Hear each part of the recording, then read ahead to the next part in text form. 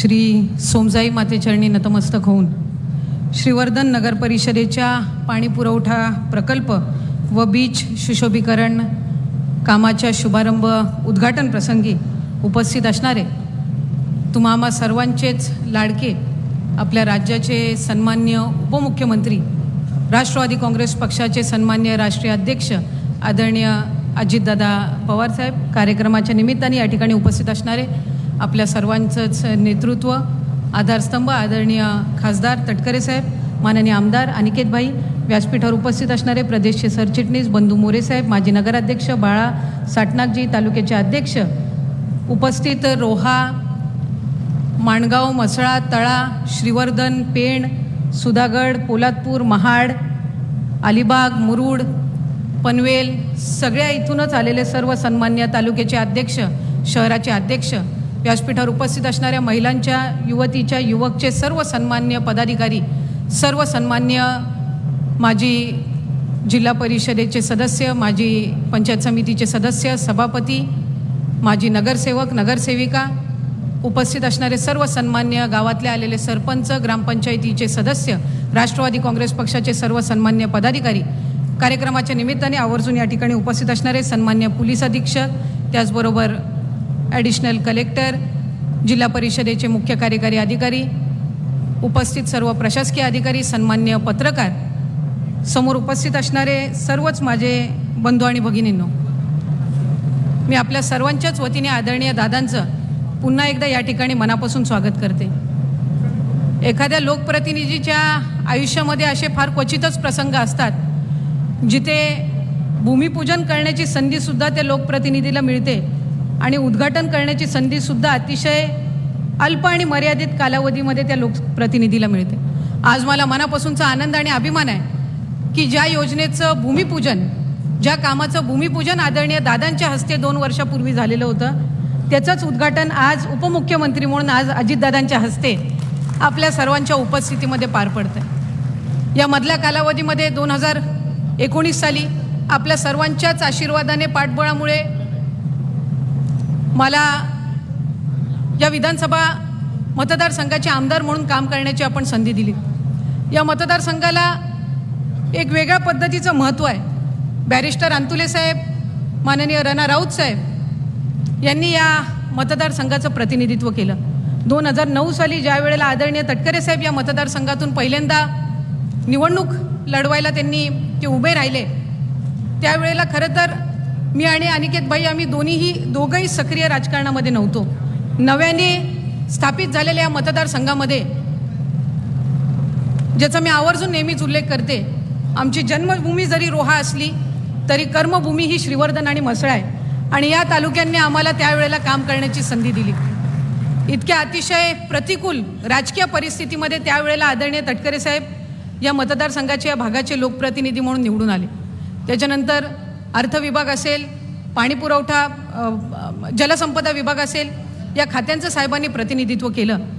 जिल्हा परिषद, पंचायत समिती, नगरपालिका, नगरपंचायत या निवडणुकांमध्ये मला अनिकेतबाईंना, आम्हाला दोघांनाही तुमच्या सर्वांसमेतच एक सामान्य राष्ट्रवादी काँग्रेस पक्षाचा कार्यकर्ता म्हणून काम करण्याची संधी मिळाली.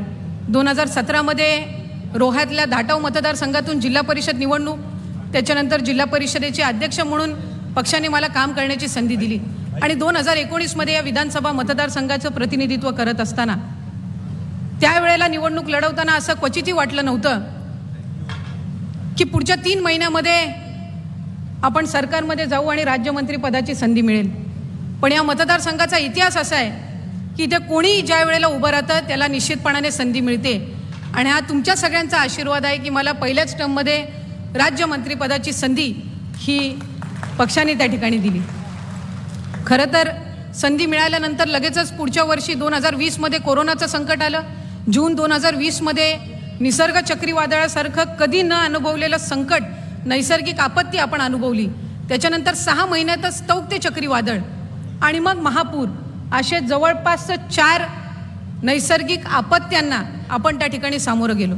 पण मला आवर्जून या ठिकाणी दादांसमोर आज उल्लेख करायचा आहे की कोकणातला माणूस, या श्रीवर्धन भूमीमधला माणूस हा कधीही खचला नाही आणि खऱ्या अर्थानं एका बाजूला शासनाच्या वतीने आपण मदत देत असताना दुसऱ्या बाजूला पूर्व पदावर येण्यासाठी इथली सर्वच ग्रामस्थ, स्थानिक मंडळी, शहर असेल, मुंबईकर मंडळी असतील, ही लगेचच दुसऱ्या दिवसापासून सक्रिय झाली.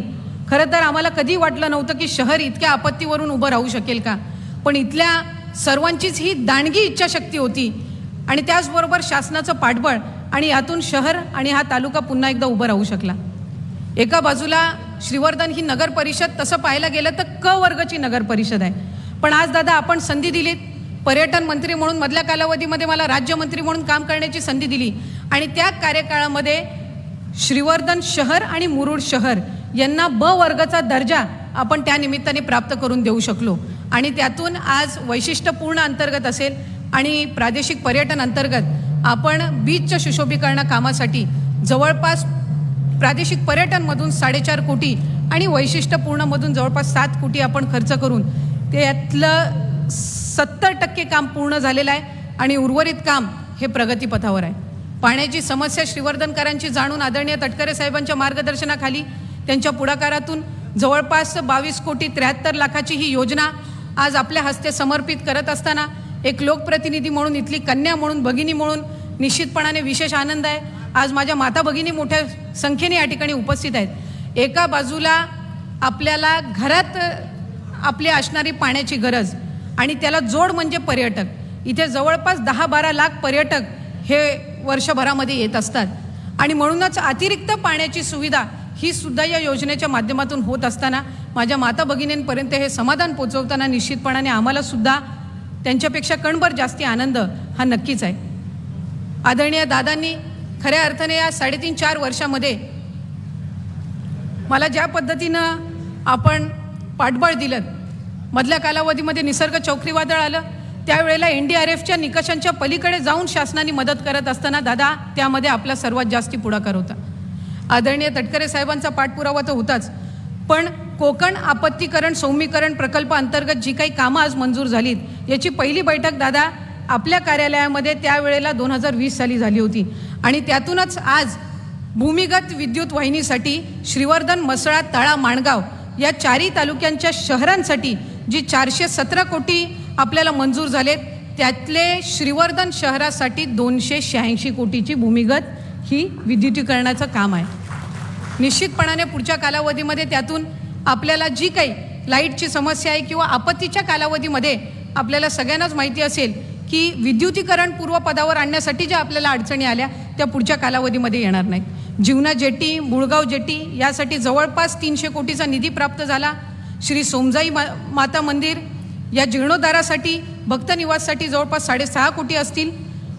दादा यंदाच्या वर्षी आम्ही एक संकल्प सोडलेला आहे. श्रीमंत बल्लाळ पेशव्यांची जन्मभूमी म्हणून श्रीवर्धन ओळखलं जातं. पेशवे स्मारक व्हावं अशी आमच्या अनेकांची इच्छा होती. मधल्या कालावधीमध्ये ते प्रयत्नही झाले. 2014 ते 2019 मध्ये आदरणीय तटकरे साहेबांनी सुद्धा तत्कालीन मुख्यमंत्री देवेंद्र फडणवीस साहेबांना विनंती करून एक बैठक त्या संदर्भामध्ये घेतली होती, पण काही तांत्रिक अडचणींमुळे त्यावेळेला ते होऊ शकलं नाही. आम्ही यंदाच्या वर्षी नव्याने त्याचा आराखडा तयार केला. तिथली जी देवस्थान समिती आहे यांनी आम्हाला त्यासाठी सहकार्य करण्याची भूमिकाही घेतलेली आहे आणि यंदाच्या वर्षी पेशवे स्मारकासाठी जवळपास 5 कोटीचा निधी हा आपण प्रस्तावित केलेला असून तोही मंजूर झालेला आहे. एक चांगल्या पद्धतीचं पेशव्यांचं स्मारक, त्यांचा इतिहास, छत्रपती शिवाजी महाराजांचा, छत्रपती संभाजी महाराजांचा इतिहास आणि त्याचबरोबर पेशवेकालीन त्यांची एकंदर कारकीर्द असताना त्याच्यामध्ये महिलांची, त्यांच्या घरातल्या माता भगिनींची सुद्धा भूमिका ही त्या आपल्या स्मारकाच्या वतीने आपल्याला पाहायला मिळणार आहे. त्याला अत्याधुनिक पद्धतीची आम्ही जोडसुद्धा दिलेली आहे. त्याच्यामध्ये बारकोड सिस्टीम असेल, स्कॅनिंग सिस्टीम असेल किंवा डिजिटल माहिती देणारे फलक असतील, हे सुद्धा करण्याचं नियोजित केलेलं आहे. आणि म्हणून या सगळ्या गोष्टी करत असताना शिक्षण विभागही कुठे मागे न राहता म्हणून नगरपालिका शाळा क्रमांक 1, 2, 3, 4 याच्या इमारती तर आदरणीय तटकरे साहेबांच्या पुढाकारातून झाल्या. पण मधल्या कालावधीमध्ये दादा आपल्या आशीर्वादाने जे पालकमंत्री आणि राज्यमंत्री म्हणून काम करण्याची संधी मिळाली, त्याच्यामध्ये पहिली डिजिटल लायब्ररी जर कुठल्या शहरामध्ये आज झाली असेल तर ती श्रीवर्धन शहरामध्ये झालेली आहे. याचा सुद्धा अभिमानाने मला या ठिकाणी उल्लेख करावासा वाटतो. पर्यटन असेल, शिक्षण असेल, आरोग्य असेल, या सगळ्याच बाबींकडे लक्ष देत असताना अधिकाधिक क्रीडा क्षेत्रामध्ये बॅडमिंटनचं कोर्ट असेल, याला 1,20 लाखाचा निधी आपण त्या ठिकाणी प्राप्त केलेला आहे. या सगळ्या गोष्टी होत असताना ज्येष्ठ नागरिक यांच्यासाठी सुद्धा एक भवन आपण त्या निमित्ताने उभं करत आहोत. ह्या सर्व बाबी होत असताना येणारे पर्यटक नागरिक यांना सुरक्षतेचा मुद्दा आणि याच्यावर सुद्धा अडचण येता कामा नये म्हणून जवळपास 1,91,00,00,000 रुपये आपण फक्त CCTVसाठी या ठिकाणी खर्च करून पूर्ण शहर हे CCTV सर्वेलन्स अंतर्गत कशा पद्धतीने येईल याची आपण दक्षता घेत आहोत. ज्या बीचच्या कामाचं आपण आज लोकार्पण केला तिथे सुद्धा CCTVची आपण व्यवस्था ही त्या ठिकाणी केलेली आहे. श्रीवर्धन न्यायालय इमारतीसाठी आणि न्यायाधीशांच्या निवासस्थानासाठी जवळपास 14 कोटीचा निधी आपण मंजूर करून घेतला, ज्याचं भूमिपूजन त्या ठिकाणी झालं आणि त्याचबरोबर ते कामही प्रगतीपथावर आहे. अशा पद्धतीनं काम करत असताना पर्यटन निवास असेल, त्याचबरोबर 2 तलाव ज्याचंही भूमिपूजन उद्घाटन दादा आपल्या हस्ते झालेलं होतं, त्याला आत्ता आणखीन त्याचं सौंदर्यीकरणामध्ये भर पडावी या दृष्टिकोनातून सुद्धा जवळपास 1 कोटीचा निधी आपण त्या निमित्ताने मंजूर करून घेतलेला आहे. ही सर्वच कामं करत असताना एका बाजूला आपलं भक्कम नेतृत्व, आपली साथ ही मिळत असताना या मतदारसंघांनी सुद्धा दिलेलं प्रेम हे आदरणीय तटकरे साहेबांच्या खासदारकीच्या निवडणुकीला तर बघितलंच, पण त्याचबरोबर विधानसभेच्या निवडणुकीमध्ये सुद्धा खऱ्या अर्थानं या सर्व मतदार बंधू भगिनींनी मला भरभरून प्रेम दिलं.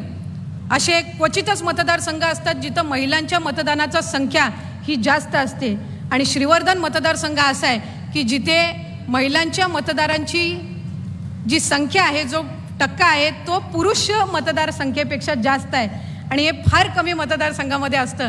त्यामुळे दोन्हीही वर्ग म्हणजे मतदार बंधू भगिनींकडनं मनापासूनची साथ आणि आशीर्वाद हा पुढे सुद्धा मिळत राहो. आपल्याला दिलेला शब्द हा आदरणीय तटकरे साहेब जसं कधी मोडत नसतात, तसंच आपल्याच आशीर्वादाने, आपल्या पाठबळामुळे पुढच्या कालावधीमध्ये एक लोकप्रतिनिधी म्हणून, आपली कन्या आणि आपली भगिनी म्हणून कायमस्वरूपी या ठिकाणी नेहमी ज्या ज्या वेळेला आपण संधी द्याल त्यावेळेला कार्यरत राहीन, आपल्या सेवेसाठी तत्पर राहील असा शब्दसुद्धा आज या ठिकाणी देत असताना आपल्या सर्वांच्याच वतीने आदरणीय दादांचे पुन्हा एकदा आभार मानून त्यांचे आपल्या सर्वांच्याच वतीने पुन्हा एकदा स्वागत करून या ठिकाणी माझे लांबलेले शब्द थांबवते. धन्यवाद. जय हिंद, जय महाराष्ट्र. देश विदेशातील प्रत्येक घडामोडींचे लाईव्ह अपडेट मिळवण्यासाठी आता साम टीव्हीच्या सर्व सोशल मीडिया प्लॅटफॉर्मला लाईक, फॉलो आणि सबस्क्राईब करा. तसंच सर्व नोटिफिकेशनसाठी बेल आयकॉन प्रेस करायला विसरू नका.